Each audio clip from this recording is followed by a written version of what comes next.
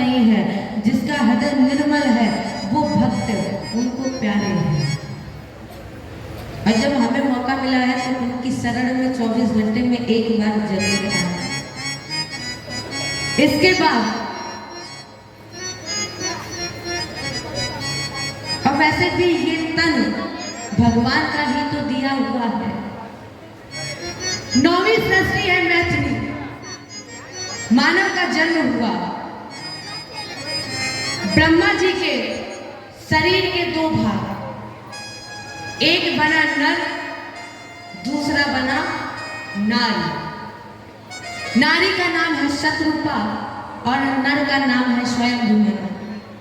उसी समय हिरण्याक्ष और हिरण्यकश्यप, हिरण्याक्ष ने पृथ्वी का हरण कर लिया और जब हिरण्याक्ष ने पृथ्वी का हरण कर लिया तो भगवान ने पृथ्वी अवतरण के लिए ब्रह्मा जी की नासिका छिद्र से, कितने छोटे बनकर आया सुनिएगा, पृथ्वी अवतरण के लिए भगवान ने ब्रह्मा जी की नासिका छिद्र से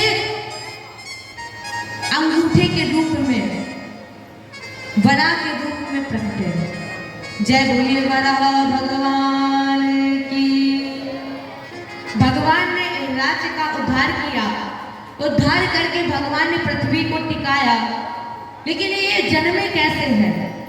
एकदम अंगूठे के समान।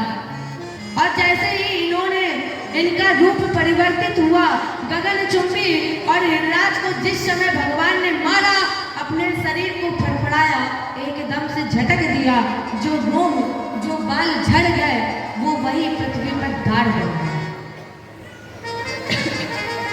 अब ये जानिए कि वराह क्या है और हिरण्याक्ष क्या है।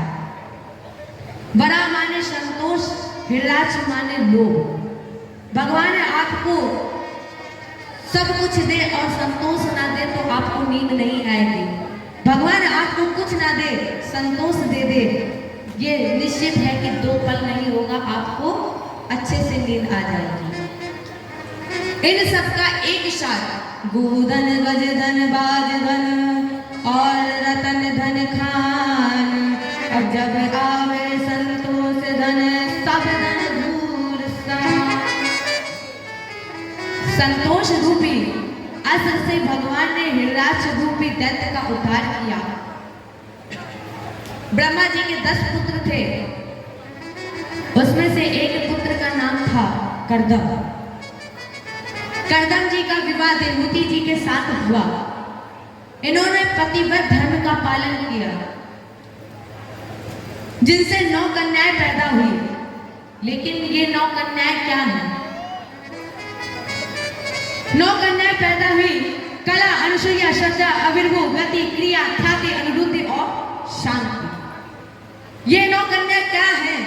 श्रवणम कीर्तनम विष्णु स्मरणम पादसेवनम अर्चनम वंदनम दास्य शंखमातम निवेदनम। ये 9 भक्तिहीन 9 कन्याएं हैं। जब देवहूति और कर्दम जी की 9 कन्याओं की प्राप्ति हो गई, इसके बाद इनके एक पुत्र हुआ जिनका नाम था कपिल। कर्दम जी जानते थे कि कपिल भगवान है, इसलिए कर्दम जी ने कपिल जी की परिक्रमा की। कपिल जी ने जब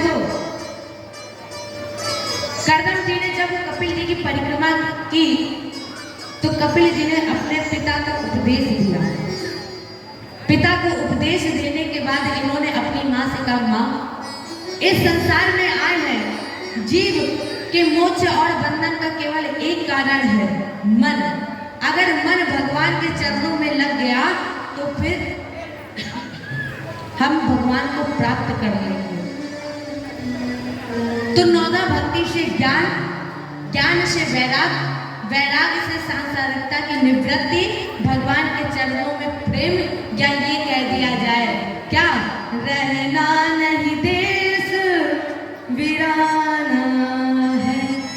ये ना किसी का है, ना किसी का था और ना कभी किसी का होगा।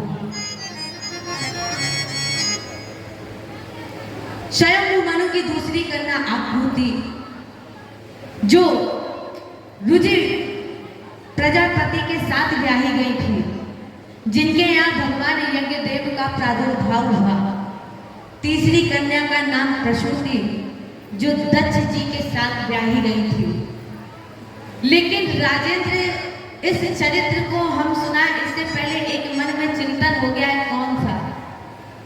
आपने बताया कि देवती जी की 9 कन्याएं हैं, उनमें से एक कन्या का नाम है अनुसुईया। वो अनुसुईया जिनके यहाँ भगवान पुत्र रूप में आए हैं। और जब भगवान पुत्र रूप में आए अनुसुईया जी के द्वार पर, तो माता अनुसुईया जी ने जो पालना लगाया, पालना था एक, मैया जी ने सोचा कि अब क्या किया जाए, तो शंकर जी को लिटाया उस पालने पे, फिर ब्रह्मा जी को, फिर सबसे ऊपर भगवान विष्णु को। माता अनुसुईया ने डाल दियो पालना, अब 3 देव झूल रहे बन करके लाल। जिन भक्तों को भगवान के आने की खुशी है, वो अपने आप ही दोनों हाथ उठाएं और मीठी मीठी तालियों की सेवा के साथ कहें, माता अनुसुईया ने डाल दी पालना, 3 देव झूल रहे बन करके लालना। अनुसुईया ने डाल दियो पालना, 3 देव झूल रहे बन करके लालना। माता अनुसुईया ने डाल दियो पालना, 3 देव झूल रहे बन करके लालना। अनुसुईया ने डाल दियो पालना, झूल रहे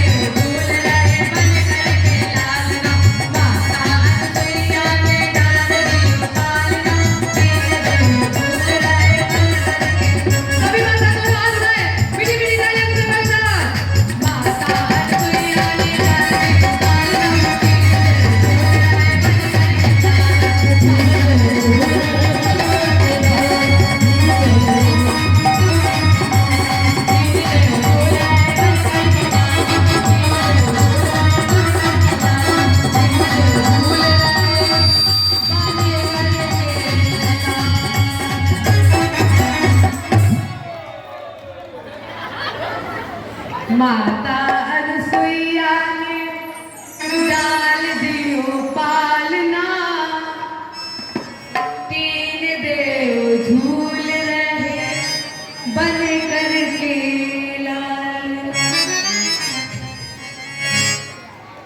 अब जब वही तीनों पुत्र फिर अपने असली रूप में आए, एक जन्म देने वाला ब्रह्मा, एक पालन करने वाला विष्णु और एक संहार करने वाले भोलेनाथ, तीन देव अपने असली रूप में प्रकट हो गए। जय बोलिए शंकर भगवान की।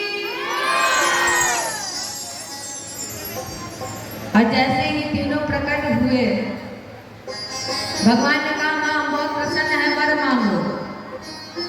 जन्म के सहस्र लक्ष वर्ष ध्यान धरे। कौन है ये? मैया ने कहा कन्हैया प्रभु, जिसे आप मिल गए हो उसे और कुछ मांगने की क्या जरूरत है? और अगर आप कुछ देना चाहते तो फिर मुझे पुत्र दीजिए, और वो भी कैसे पुत्र? आप सरिस का। मैया अनुसुईया ने कहा बिल्कुल आपके समान। भगवान ने कहा मेरे समान तो कोई है ही नहीं, हम अपने समान से कहां से ढूंढ के लाए? आप सरिस कहा खो जाओ जाए, मात तो तन खूब में आए। राम सिया राम, सिया राम जय राम, राम सिया राम, सिया राम जय राम।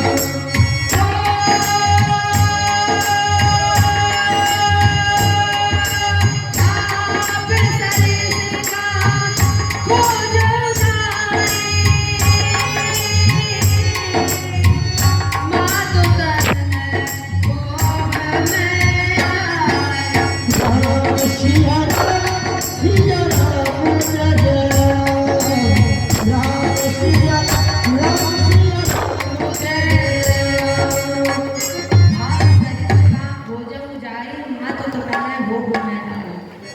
इसलिए हम आपको वचन देते हैं, आशीर्वाद दे रहे हैं कि हम तीनों पुत्र रूप में आपको दर्शन देंगे। इसी वर की पूर्ति के लिए अनुसुईया जी के यहाँ भगवान तीन पुत्र बन के आए। इसके बाद स्वयं मनु की तीन कन्याएं थी। पहली कन्या देवहूति जो कर्दम जी के साथ ब्याही गई, दूसरी कन्या आकृति जो रुचि प्रजापति के साथ ब्याही गई, तीसरी कन्या प्रसूति। प्रसूति जी का विवाह दक्ष जी के साथ हुआ, जिनसे 16 कन्याएं पैदा हुई। 16वीं का नाम था सती, जिन्होंने अपने पिता दक्ष के यज्ञ में अपने प्राणों का त्याग कर दिया। एवं दाक्षायणी हित्वा सती पूर्वे कलेवनम। दाक्षायणी सती जी का चरित्र, यही सती दूसरे जन्म में यज्ञे हिमता क्षेत्रे। राजेंद्र मैंने ये सुना है कि सती ही दूसरे जन्म में राजा हिमाचल और मैना के यहाँ पार्वती जी के रूप में जन्मी है। बाबा ने क्या कहा, क्या लिखा है? जब सती जी ने अपने प्राणों का त्याग किया था तो सती जी ने राम जी को बुलाया था, तो राम जी से कहा था कि मुझे केवल एक वर दीजिए। क्या? सती मरद हर सन वर मांगा, और जन्म जन्म से पति अनुरागा। देह कारण हिम गिर रह जाई, और जन्म पार्वती तूने पाई। नारद जी की प्रेरणा से पार्वती तप कीन अपारा। माता जी की एक प्रतिज्ञा थी, एक संकल्प था जिसका कोई विकल्प नहीं था कि अगर मेरा विवाह होगा तो शंकर जी के साथ होगा, इसके अलावा किसी और के साथ नहीं होगा। राजा हिमाचल ने देखा बेटी को बुला बुलाया तो बेटी विवाह के योग्य हो गई थी।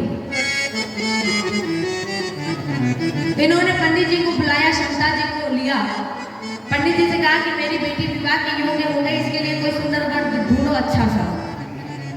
जैसे ही पंडित जी क्षमता को लेकर चले, पार्वती जी ने कहा महाराज जी आप मेरे पिता की आज्ञा का पालन करें, हम नहीं रोकेंगे, लेकिन एक बात हमेशा याद रखिए, क्या मेरा विवाह होगा तो शंकर जी के साथ ही होगा, इसके अलावा किसी और के साथ नहीं होगा। अब जब पार्वती जी ने निश्चित कर लिया कि विवाह शंकर जी के साथ होगा, तो पंडित जी ने सोचा फिर हम क्यों इधर उधर भटके, सीधे पहुंचे शंकर जी के पास।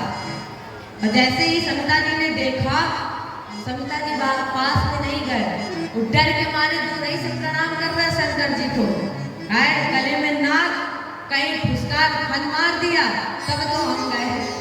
समिता जी दूर से प्रणाम कर रहे, पंडित जी गए और कहा कि बोले बाबा विवाह करना है। पंडित जी ने कहा ठीक है तैयार है, शंकर जी ने कहा तैयार है हम। अब पंडित जी ने कहा चलो बढ़िया है, अब ये तैयार है, तो समिता को लिया और कहा कि हिमाचल के यहाँ चले तो उनसे कह देना कि शंकर जी सा सबसे प्यारा दूल्हा और कोई नहीं है, यही कहना कि शंकर जी सबसे अच्छे दूल्हा हैं। देखो इस समय हमारा विषय राम जी के चरित्र पर नहीं है, और हम एक बात कहना चाहते हैं आज पहली बार, अगर आपने हमें अगली साल बुलाया, देखो हम अपनी तरफ से नहीं कह रहे कि आप बुलाओ, अगर आपने बुलाया तो हम इस व्यासपीठ से आपको श्रीमद् भागवत कथा नहीं, श्री राम जी की कथा सुनाएंगे। श्रीमद् भागवत कथा नहीं, श्री राम जी की कथा हम आपको श्रवण कराएंगे, और बिल्कुल जोरों से, क्योंकि हमें पता है कि राम जी की सास ससुराल है, पास नहीं तो है ससुराल राम जी की, पास नहीं है। तो आपकी बार जब अगर आए तो आपको हम राम जी की कथा सुनाएंगे, इसलिए सूक्ष्म में ही हम शंकर जी के विवाह की चर्चा करें, और अगर पूरा सुनना है तो बुला लेना, अगर नहीं सुनना है तो जय जय श्री।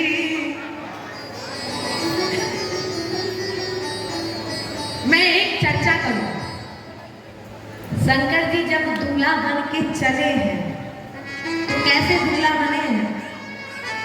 जब बारात चली, वास्तव में गजब की बारात चली है, क्या सुंदर श्रृंगार है इनका, भोले बाबा का कितना सुंदर श्रृंगार है। सुनिएगा, समय शंभुगर धरई श्रृंगारा, जटा मुकुट और भार सवारा,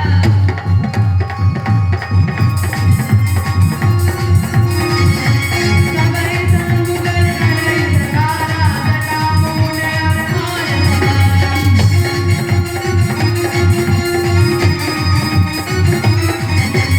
कुंडल कंकण पहने प्याला, पहने प्याला,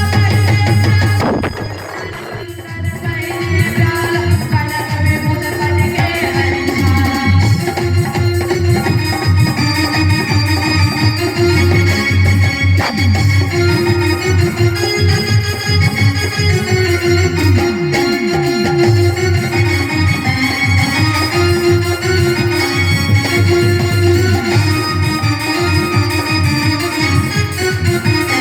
नील ललित सुंदर गंगा, नयन नील उपवीर तिरंगा,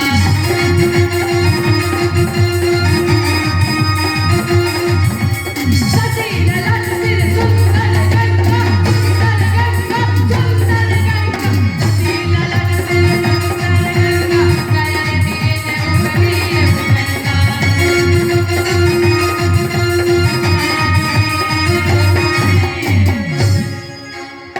इतना सुंदर श्रृंगार, कानों में कुंडल, एक हाथ में त्रिशूल, और मस्तक पर चंद्रमा शोभा पा रहा है, सर पर गंगा जी।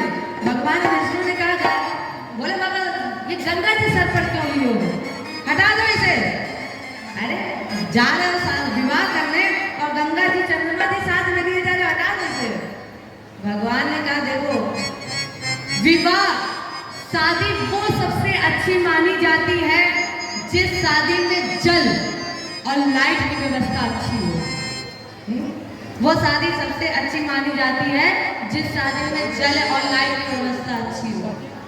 मान लो आपने गोलगप्पे उठाया, गोलगप्पा लिया और लाइट चली गई और गोलगप्पा मुंह में रखा, उसी में कहो मक्खी चली जाए, फिर वो तो आपके पेट में चली गई।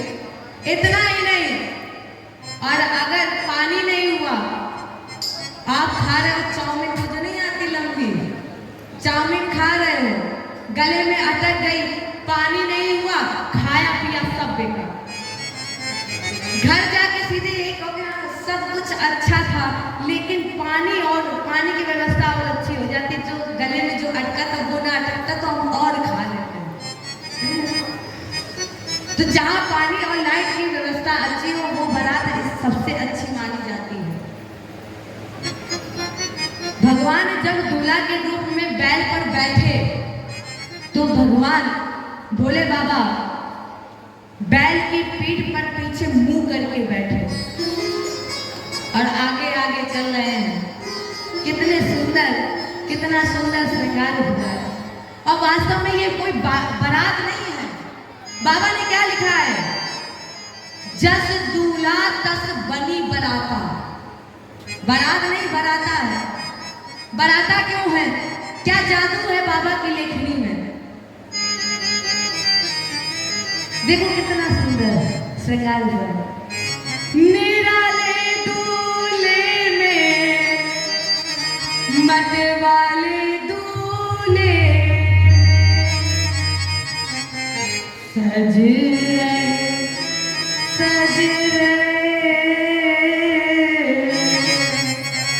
देखो अपने बेटे की बारात होती है तो माताएं सड़क पर ऐसे नाचती हैं जैसे फिर देखो तब ना अपने ससुर की याद ना अपने ससुराल से मतलब, ऐसे सड़क पे नाचेंगी बेशरम बन के। और आज भोले बाबा दूल्हा बने हैं, आज नाचना पड़ेगा सबको, पहले बता दे रहे नाचना पड़ेगा सबको। तो सभी पहले से ही खड़े हो जाओ, बीच में क्यों कहना पड़े। सभी झूमते हुए नाचते हुए कहिए क्या?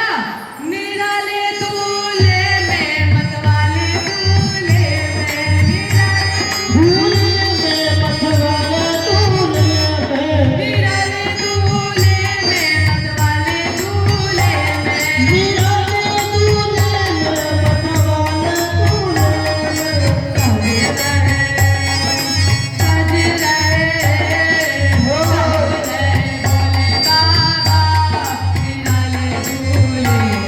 सजी रहे भोले बाबा निराले दूल्हे में।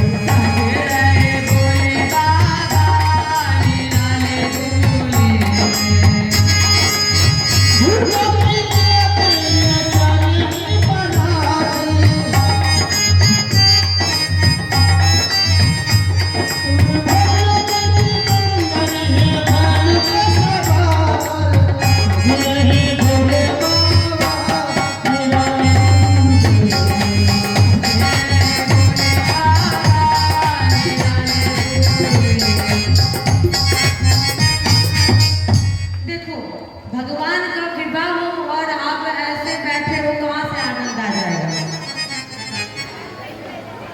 विवाह में आनंद आना चाहिए कि नहीं आना चाहिए? आना चाहिए। भगवान के विवाह में आनंद ना आए तो सब कुछ किया धरा बेकार।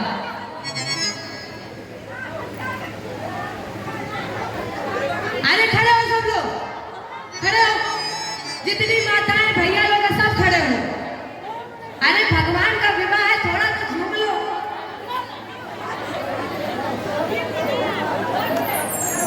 और ना झूमो अगर आपको शर्म लग रही है, नहीं नाचना है मत नाचो। अब दोनों हाथ उठाओ, नीचे हाथ नहीं होने चाहिए जब तक ये भजन खत्म ना हो। नीचे हाथ नहीं होने चाहिए, आज ये आपकी परीक्षा है। देखते हैं कि बिहार वाले मजबूत है कि हम लोग मजबूत हैं। मीठी मीठी तालियां के साथ सजे रहे भोले बाबा।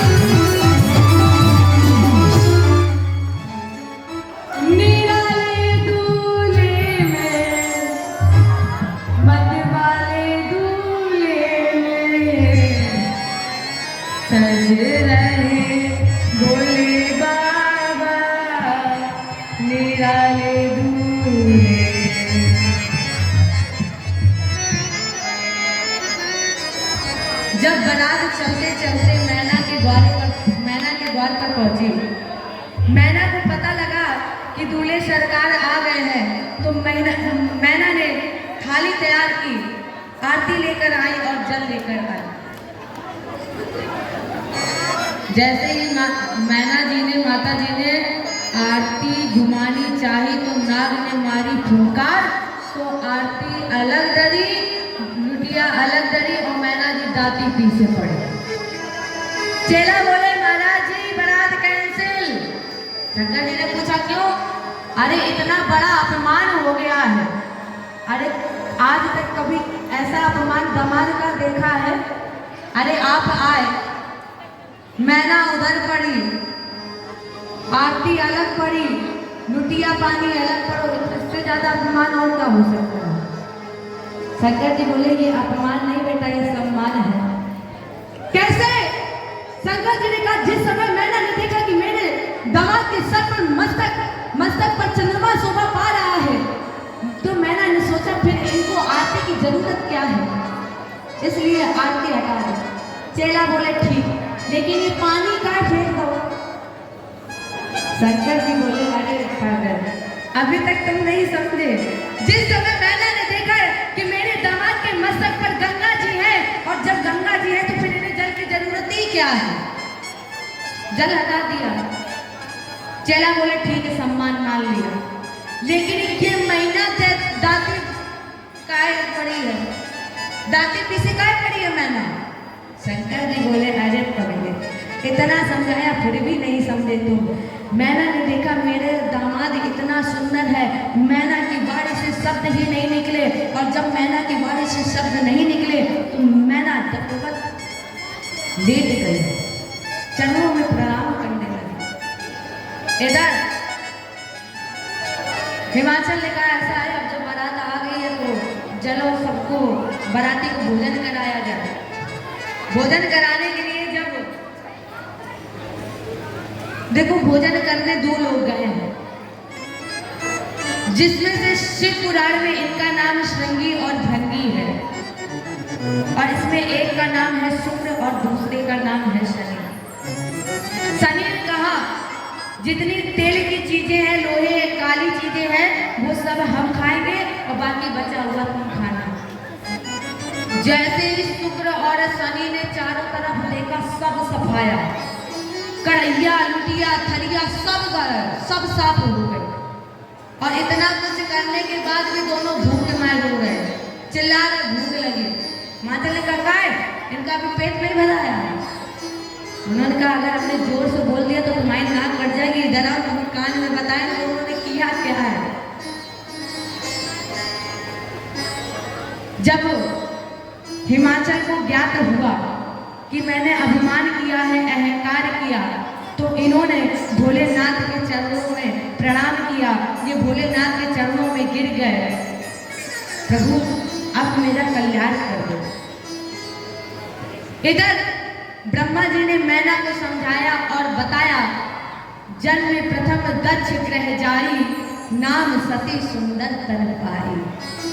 तब इनको विवाह की अनुमति प्राप्त हुई, और इस तरह से हमारे भोले बाबा और मैया पार्वती का विवाह हुआ।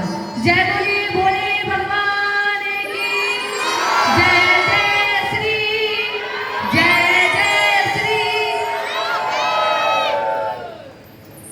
इस भजन के साथ हम अपनी वाणी को विराम देंगे, और इस भजन में हम आपको एक संकेत देते हैं, फिर भजन का। जो जो चाहते हैं कि राम जी आपकी झोपड़ी में आए, बुलाना चाहे, वो अपने दोनों हाथ खोल लें और तालियों की सेवा के साथ कहिएगा, मेरी झोपड़ी के भाग आज राम आएंगे। मेरी एक बार हम गाएंगे, एक बार आप गाइए, आप साथ रहिएगा भैया। मेरी झोपड़ी के भाग आज खुल जाएंगे राम, मेरी झोपड़ी के भाग आज खुल जाएंगे राम। राम आएंगे आएंगे राम आएंगे, राम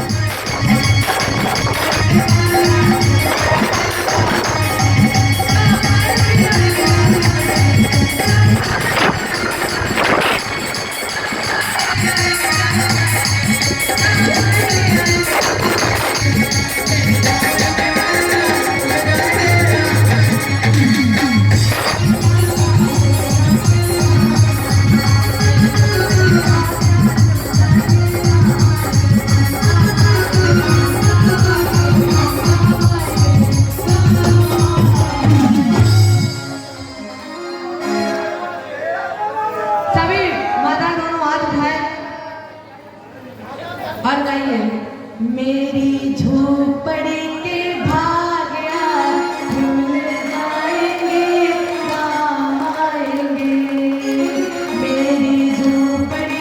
अरे ताली मत बजाना, ताली मत बजाना, दोनों हाथ ऊपर, दोनों हाथ ऊपर ऐसे करिए जैसे हम कर रहे हैं। मेरी झोपड़ी के भाग्या खुल जाएंगे राम आएंगे मेरी झोपड़ी के भाग्या खुल जाएंगे राम आएंगे राम आएंगे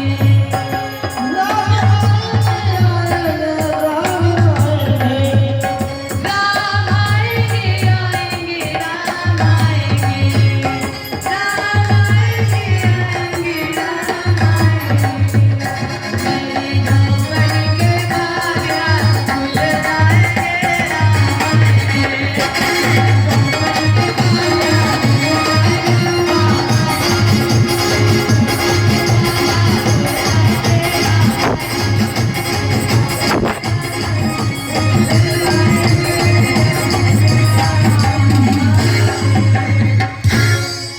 जय जय श्री जय जय श्री जय जय श्री। यहीं पर हम अपनी वाणी को विराम देते हुए अपने